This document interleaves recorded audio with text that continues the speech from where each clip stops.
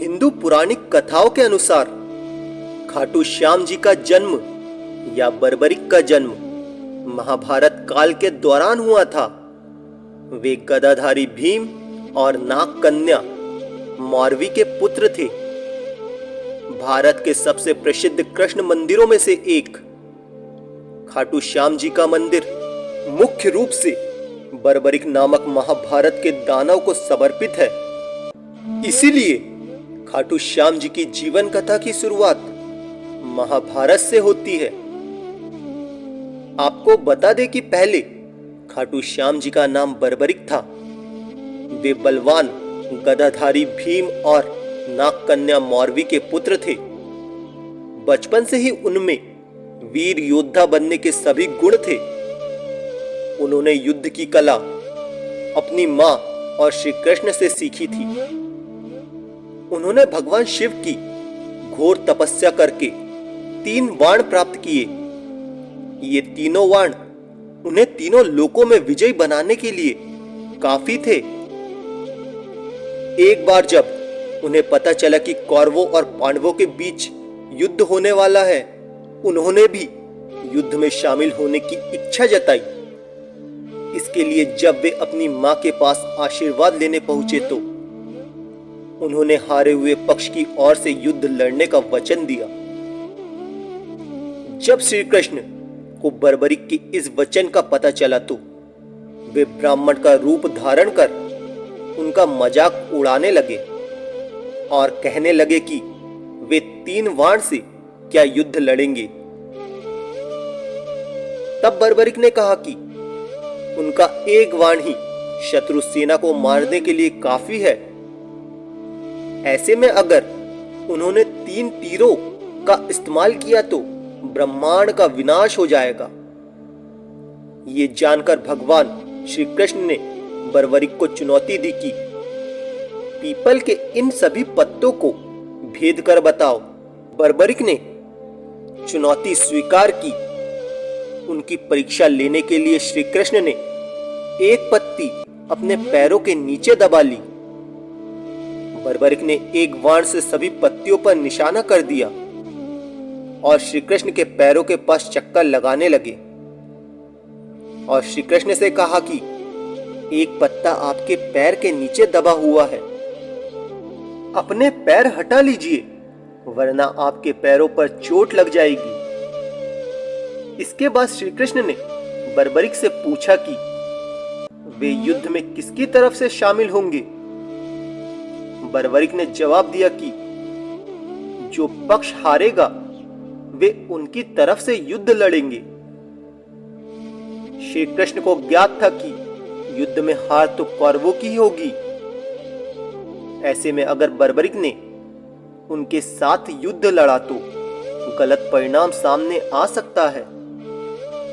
उन्होंने बर्बरिक को रोकने के लिए उनसे दान की मांग व्यक्त की। दान में उन्होंने बर्बरिक का सिर मांगा। बर्बरिक ने कहा कि मैं दान जरूर दूंगा। उन्होंने श्री कृष्ण के चरणों में अपना सिर काट कर रख दिया और उनसे आखिरी इच्छा व्यक्त की कहा कि वे महाभारत का युद्ध अंत तक अपनी आंखों से देखना चाहते हैं। श्री कृष्ण ने उनकी इच्छा स्वीकार करते हुए बर्बरिक के सिर को युद्ध वाली जगह पर एक पहाड़ी के ऊपर रख दिया, जहां से बर्बरिक ने अपनी आंखों से अंत तक महाभारत युद्ध देखा। युद्ध के बाद पांडव लड़ने लगे कि युद्ध में जीत का श्रेय किसको जाता है। तब बर्बरिक ने कहा कि श्री कृष्ण के कारण वे युद्ध जीत सके हैं। श्री कृष्ण बर्बरिक के इस बलिदान से बहुत प्रसन्न हुए और उन्हें कलयुग में श्याम के नाम से पूजे जाने का अनमोल वचन दिया। महाभारत युद्ध के बाद बर्बरिक का सर खाटू गांव में दफनाया गया था। इसीलिए उन्हें खाटू श्याम बाबा कहा जाता है। एक बार एक गांव में एक गाय अपने स्तनों से इस जगह पर दूध बहा रही थी। जब लोगों ने देखा तो आश्चर्य किया। जब इस जगह को खोदा गया तो बर्बरिक का कटा हुआ सिर मिला। इस सिर को एक ब्राह्मण को सौंप दिया गया। वह उसकी रोज पूजा करने लगा।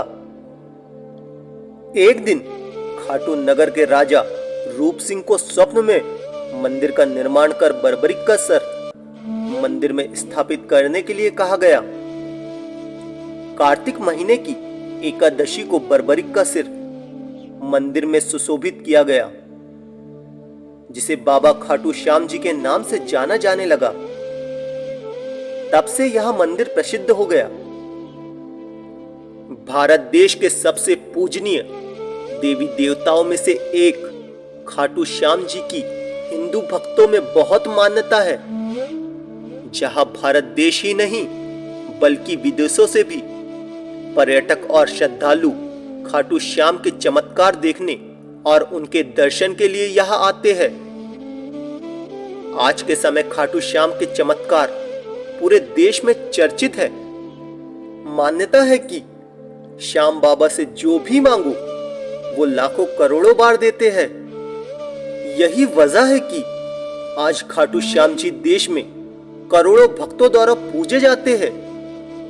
यहां हमने खाटू श्याम जी की जीवनी या उनकी जीवन कथा को तो जान लिया, लेकिन अब एक यह प्रश्न और बचता है कि खाटू श्याम कुंड जी के मंदिर की उत्पत्ति कलयुग में कैसे हुई, या फिर खाटू श्याम कुंड जी के मंदिर का निर्माण किसने करवाया।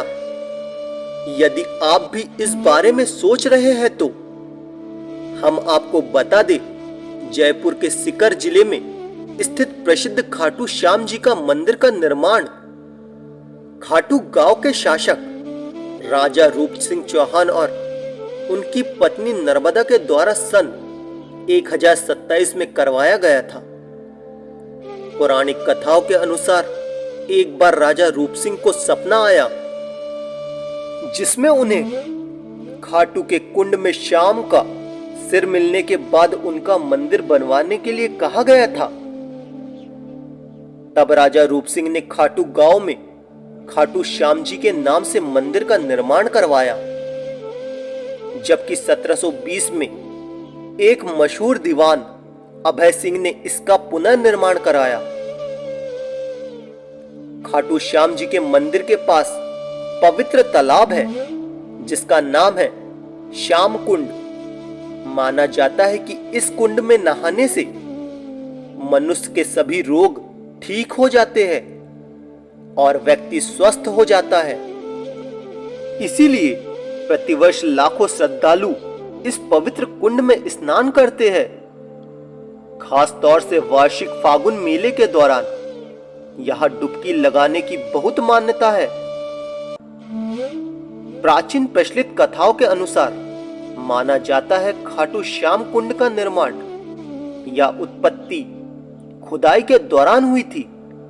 जी हां, एक बार की बात है, लगभग 1100 ईस्वी के आसपास रूप सिंह चौहान की पत्नी नर्मदा को एक स्वप्न आया था, जिसमें उन्हें जमीन के अंदर गड़ी एक मूर्ति दिखाई दी थी, जिसके बाद उस स्थान की खुदाई की गई थी, जिससे वास्तव में खाटू श्याम जी के सिर को निकाला गया था।